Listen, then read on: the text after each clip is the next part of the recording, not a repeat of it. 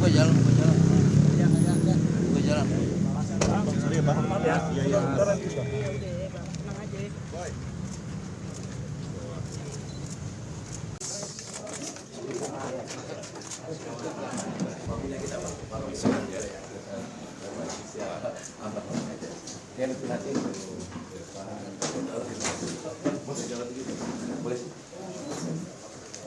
Berikhtiar menjemput takdir.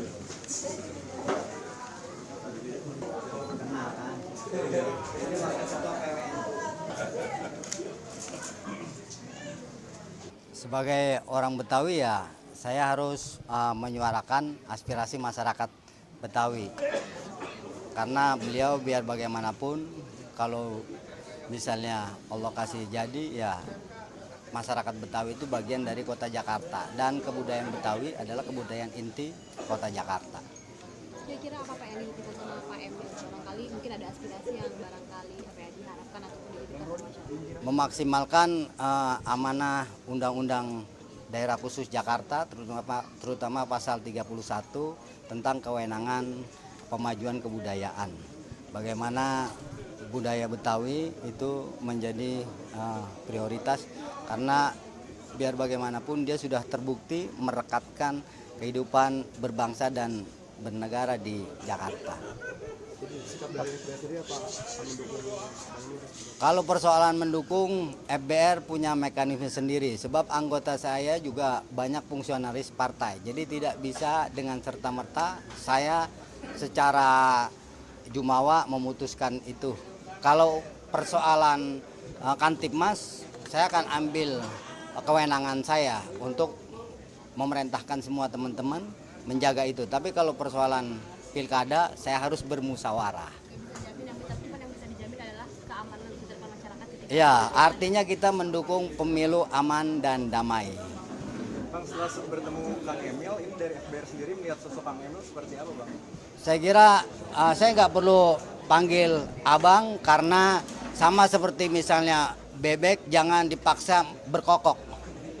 Karena semua punya eksistensi masing-masing, tapi tidak lantas itu menjadikan sebuah hal yang tidak bisa bersinergi. Saya kira nggak perlu harus jadi abang juga, beliau sangat menghargai Betawi. Sama seperti Pak Jokowi dulu ketika dia datang dari Solo, tapi kemudian pakaian sadaria, pakaian Betawi menjadi pakaian resmi di Pemda Jakarta. Jadi nggak perlu memaksakan bebek menjadi ayam atau ayam menjadi bebek. Nggak perlu harus saya katakan bahwa Kang Emil harus ganti hari ini menjadi Bang Emil, kagak pantas juga kan. Tapi saya kira komitmennya bisa kita pegang. Bang, Cakung ini kan kecamatan terbanyak, penduduk terbanyak di Jakarta ya, ada 600.000. Betul. Ini dari abang sendiri untuk mengkonsolidasikan agar Bang Emil menang di sini gimana, Bang? Kalau persoalan pemenangan saya bilang tadi, saya belum mendukung siapapun hari ini. Jadi yang jelas saya hanya mensukseskan bagaimana pemilu kada ini berjalan aman, damai, dan bermartabat.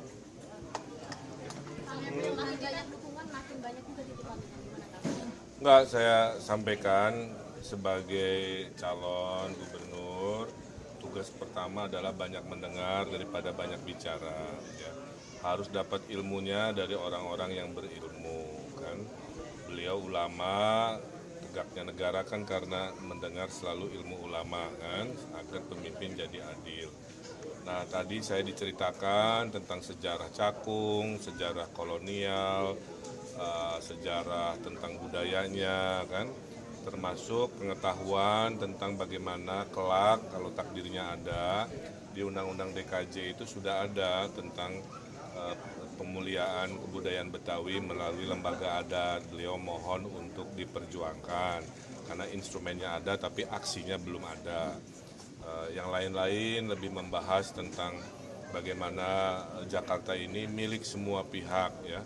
Jadi tentang budaya Betawi yang selalu jujur ya, tentang makanan datang dari mana disebutkan untuk menunjukkan setoleran itu ya, termasuk organisasi FBR sendiri multi etnisitas, multi agama menunjukkan sangat terbuka. Dan bagi saya FBR juga bagian dari stakeholder dari Jakarta keseluruhan. Mungkin dalam membangun 5 tahun ke depan tuh gagasan saya tuh mungkin hanya 30%, ya. 70%-nya datang dari masyarakat. Nah, saya lagi shopping gagasan, shopping masalah, karena tugas pemimpin kan menyelesaikan masalah dan mewujudkan aspirasi.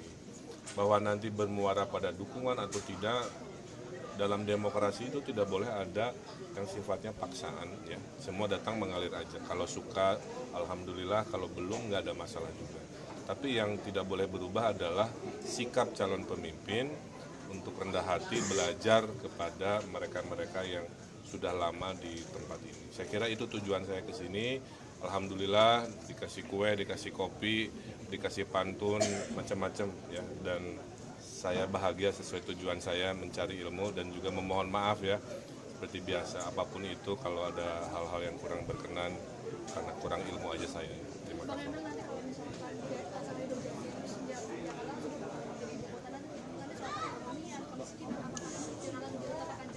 Tadi saya sampaikan juga ke Pak Kiai, waktu saya mungkin 70% ngurusin orang miskin, ya, karena kejomplangan atau gap itu masih tinggi.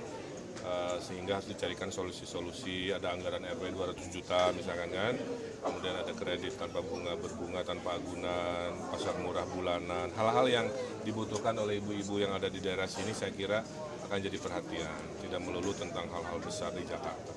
Mungkin saya, karena titipan aspirasi juga adalah pengentasan kekumuhan yang harus dipikirkan. Hari ini kan KPU sudah menetapkan pasal 3 pasal ya. Artinya kan ini masa belanja masalah kan sudah selesai, artinya kan pada pekan depan Kang Emil sudah harus berkampanye. Ini rencana kampanye dari pasangan Ridho ini kemana terlebih dahulu dan juga beritanya seperti apa, Kang? Ya, kita ada 4 teknik kampanye. Satu belusukan, nanti saya menyapa ibu-ibu. Tuh, ibu-ibu mau difoto ya? Oh, nah itu satu, ya. Itu satu, ya. Ya. Kedua, mengunjungi tokoh, meyakinkan tokoh. 2, 3, bikin acara senam. Ibu-ibu kalau saya bikin acara senam mau? Oh. Atau pasar murah mau? Oh. 3, bikin forum. Yang keempatnya diskusi yang lebih kayak seminar, waktunya lebih panjang sehingga menjelaskan lebih luas. Itu aja. Mudah-mudahan dengan 4 jenis bersosialisasi pasangan Ridho, Allah ridhoi untuk meraih kemenangan. Belum, nanti dikasih tahu, Oke.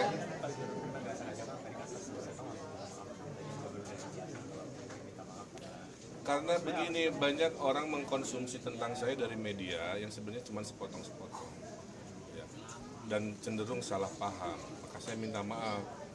Kemudian saya terangkan tadi, menerangkan asal-usul, menerangkan program, kan akhirnya lebih paham.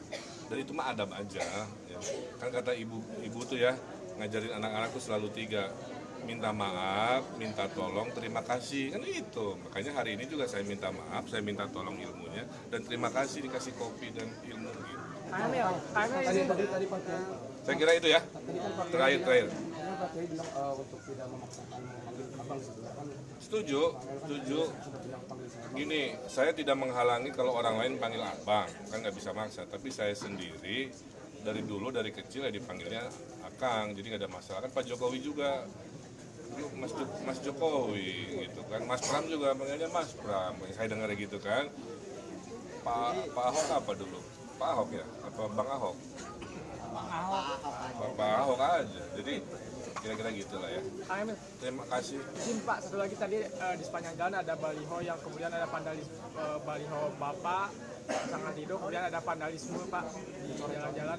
Ya gini, selama ketertiban itu adalah kewajiban, ya. Kalau sudah namanya vandalisme, jawabannya sama. Jangan ada pelanggaran aturan, itu aja. Bahwa ekspresi orang beda-beda silakan. Namanya demokrasi, tidak ada pemimpin yang disukai 100%, tidak ada pemimpin juga yang dibenci 100%. Itulah sunatullah. Terima kasih, hatur nuhun.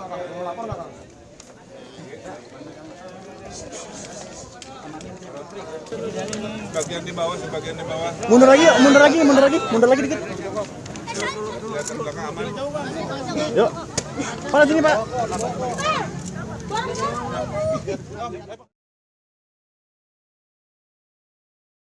Menjunjung tinggi prinsip jurnalisme dalam setiap tayangan terbaiknya. menghadirkan berita bernilai sebagai referensi. Gelar bicara yang tajam, Tidak, ini kan kebohongan dok. mengupas fakta demi fakta dan mendorong pencarian solusi, serta investigasi yang mengungkap kebenaran. Rosi, Satu Meja, The Forum, Sapa Indonesia Malam. Nilu, ikuti semuanya bersama Kompas TV.